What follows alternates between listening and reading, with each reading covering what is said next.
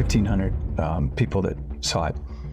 During the 5 screenings, each screening, there was a talking going on. And I was like watching the audience going, what? The second time it happened, again, third time, talking in this one particular spot.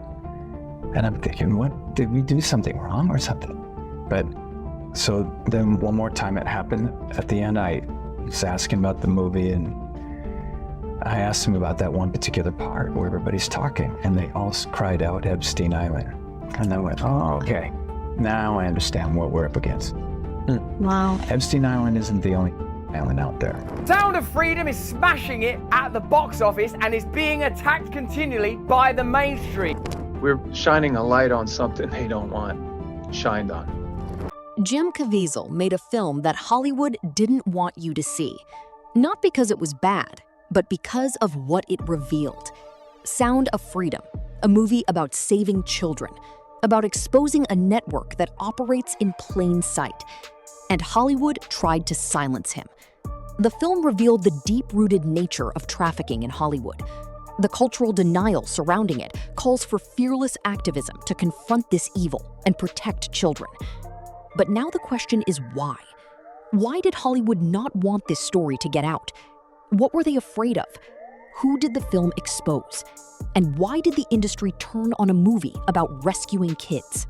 I would have thought, if I was just kind of uninitiated in this space, that Hollywood would at least be neutral on your film. Why are they so opposed, so frantic in antagonizing Sound of Freedom? What's going on here? Sound of Freedom debuted in theaters on July 4th, 2023, and has since collected more than $41 million, placing third at the box office, behind bigger budget films like Indiana Jones, Dial of Destiny, and Insidious, The Red Door. The film has now grossed over $250 million. Jim Caviezel introduced millions of viewers to a new kind of storytelling and economic model in entertainment. Sound of Freedom exemplified a seismic shift in how films are made, funded, promoted, and distributed. Unlike traditional Hollywood productions, this film bypassed the usual studio system and promotional channels, yet still managed to find a massive audience. That shift challenged the monopoly of entertainment and culture, offering audiences stories that resonate on different levels, often connected to Christian values and themes rarely explored in mainstream cinema. Hollywood did not like that one single bit. The film is centered on the harrowing issue of trafficking, a subject that many might assume is universally condemned and worthy of attention. However, the film's success revealed a cultural thirst for stories that confronted this dark reality head-on. Tim Ballard, a former special agent and undercover operator, spent over a decade fighting trafficking. After going deeper undercover than his agency allowed, he resigned to continue his mission as a private citizen. His efforts culminated in a massive rescue operation in 2014, saving over 120 women and children and arresting 15 traffickers. The mainstream media initially covered these operations positively. Tim Ballard has one mission: to track down child traffickers. 4 months ago, Colombian authorities asked him to investigate a tip that children were being sold there as slaves. Within a half hour, this individual walks up to me, starts asking me what I'm here for, what I want, and within minutes, he says, well, I've got kids as young as 11 years old. But years later, after Jim Caviezel decided to make a movie about it, the same media outlets questioned the film's authenticity and turned on it. For some reason, the entire media is smearing this movie as a dangerous conspiracy theory. The press is saying that the star, Jim Caviezel, is a QAnon guy. And Jim plays Tim Ballard, which is strange because just a few years ago, the same media was celebrating Tim Ballard's heroics. Seemingly out of nowhere, after the movie was released, despite millions of people loving it and the story it told, media outlets all over Hollywood and the world began bashing it. These films are created out of moral panics, they're created out of bogus statistics, they're created out of fear, and with something like Sound of Freedom, it specifically is looking at QAnon concepts of these child trafficking rings that are run by the high-level elites. One of the main avenues of attack against Sound of Freedom is its alleged association with QAnon conspiracy theories. Critics argued that the film appeals to QAnon supporters or carries a right-wing agenda. However, the film's subject, rescuing children from exploitation, is a cause that transcends political and Hollywood boundaries. The conflation of the film with conspiracy theories showed just how polarized the current culture wars have become, where even universally condemnable issues like trafficking become politicized. Jim Caviezel and the film's supporters emphasize that people of all political persuasions should be able to agree on the importance of protecting children. But if you looked at the mainstream media outlets, you wouldn't think this was the case. A lot of articles were written, and random stories just started popping up, trying to tarnish Jim Caviezel and Tim Ballard's reputation.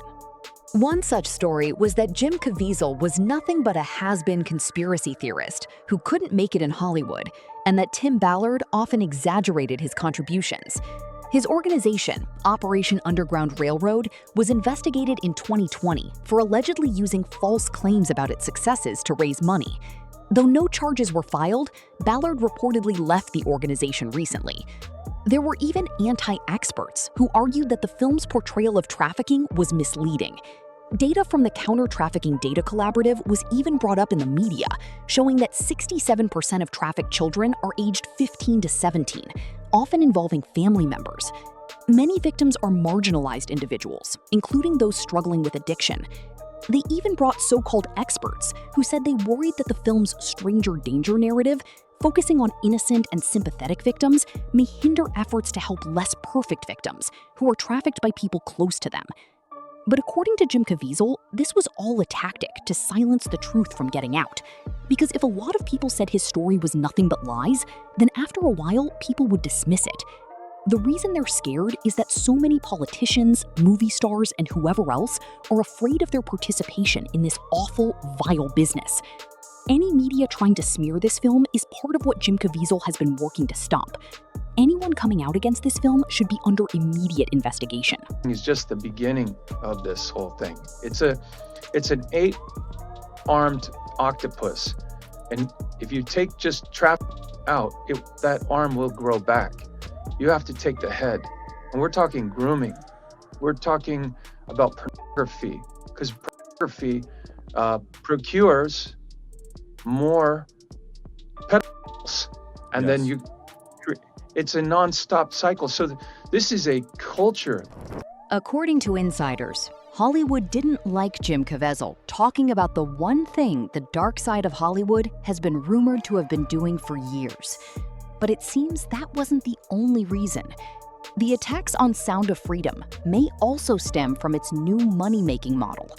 The film was crowdfunded and promoted independently, without backing from major studios or traditional gatekeepers.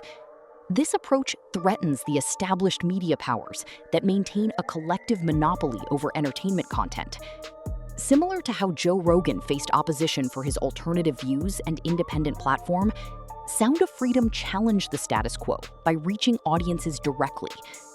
There were even allegations that AMC theaters sabotaged the Sound of Freedom screenings by shutting off air conditioning, evacuating theaters, or refunding tickets. So we're trying to go watch Sound of Freedom, and I think the conspiracy theories are true. Our movie starts in 5 minutes. They're like, we can't get into the theater. It's like blocked off for cleaning. And tell me why the theater looked completely full when we were reserving tickets. We had to There's get shitty seats. 3 people here. It's a tactic to... Okay, 10:25. The movie starts at 10:30. There's no signs. Can't get in. These are all full. All these seats are full. The movie starts at 10:30. It's 10:30. Nobody's here. Now, AMC denied these allegations, but some people then claimed their tickets were refunded due to a lack of air conditioning, but they were allowed to attend the screening.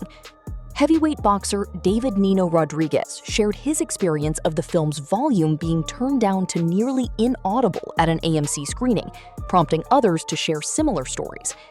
AMC CEO Adam Aron called these claims conspiracy theories on Twitter, which prompted Nino to tweet, "Just a reminder of how evil and disgusting the Hollywood industry is. The movie that broke box office records, Sound of Freedom, will completely be ignored at the Oscars. The cover-up for tracking is real. Show your true support for the movie SOF and humanity by boycotting the Oscars. It's a simple challenge. Just don't watch. Please share."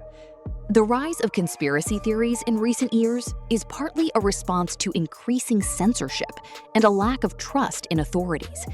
When information is controlled and redacted, people seek alternative explanations. While some conspiracy theories may seem extreme, others touch on plausible concerns, such as investigations into political corruption or the handling of the COVID-19 pandemic. The film's association with conspiracy theories may be more about the cultural context than the film's content itself. Jim Caviezel himself said that the media has lied too many times, but the truth revealed by Sound of Freedom is causing a reawakening among the public. This awakening is crucial for confronting the pervasive evil of child trafficking and for inspiring collective action. So what is Hollywood afraid of? A movie about saving children? A film that bypassed the studio system? A story that resonated with millions? Or the truth that the film revealed? Jim Caviezel claims that orgy is deep-rooted in Hollywood.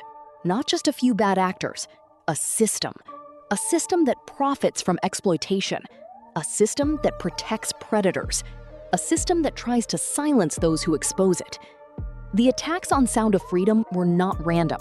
They were coordinated. From the media smears, to the QAnon labeling, to the alleged theater sabotage. All designed to discredit a film that dared to tell the truth. But it didn't work. Sound of Freedom grossed over $250 million. Millions of people saw it. And the truth is out. Sound of Freedom is more than just a film. It represents a cultural and economic shift in entertainment. Its success challenges traditional media monopolies and opens conversations about difficult but crucial issues, like child. The media backlash, partly fueled by political and conspiracy theory associations, highlights the tensions in today's cultural landscape. Ultimately, the film's impact lies in its ability to bring attention to a dark reality and inspire audiences to engage with the truth.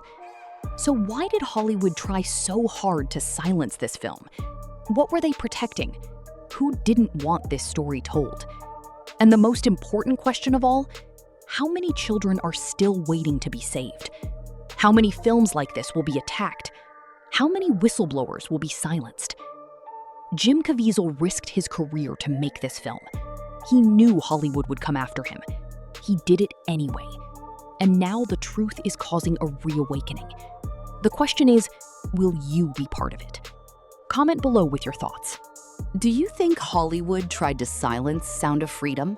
What were they afraid of? And how can we protect children from